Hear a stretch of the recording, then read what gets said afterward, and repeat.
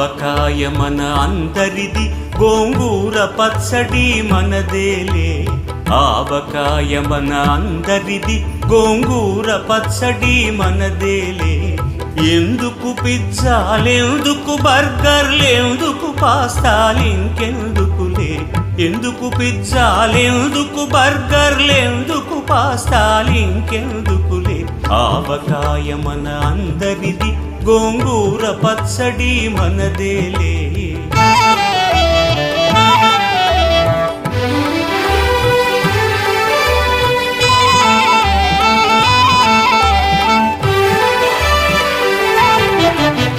ఇడ్డెన్లలోకి కొబ్బరి చట్నీ, పెసరట్టులోకి అల్లమురా.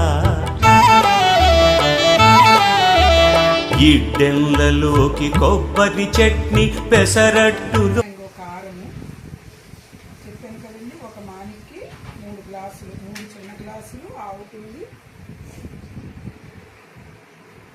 3 ఒక మానికి లెక్క చెప్తానండి. ఒక మానికి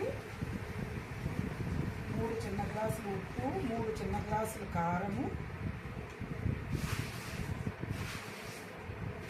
2 చిన్న గ్లాసులు ఆవుపిండి, 1 గ్లాసు మెంతి పిండి వేయాలి.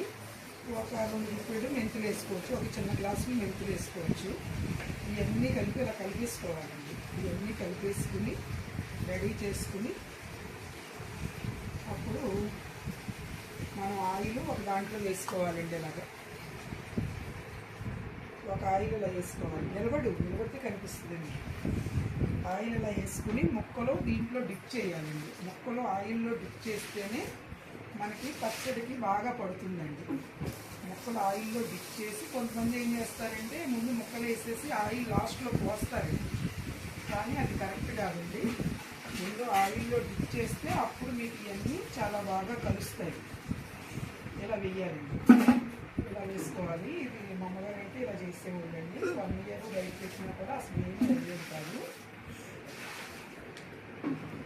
ఇప్పుడు ఇవన్నిటిలోనూ ఈ ముక్కలు ఆయిల్లో ఇలా వేసుకుంటే ఆయిల్లో కలపడం వల్ల ప్రతిదీ చాలా బాగా కలుస్తుందండి. అన్నీ కూడా అది ఒక దాంట్లో వేసేసుకోవాలండి. అసలు అయితే ప్లాస్టిక్ దాంట్లో కానీ జాడీలో కానీ వేయాలి.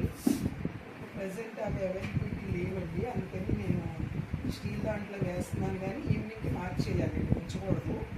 స్టీల్ దాంట్లో వేస్తే ఉప్పు రంధ్రాలు పడిపోతుంది. అందుకని ఈవినింగ్కి మార్చేసేయాలి. ప్రజెంట్ కడిగి ఎండబెట్టాను అనమాట. అందుకని టైం అయిపోతుంది.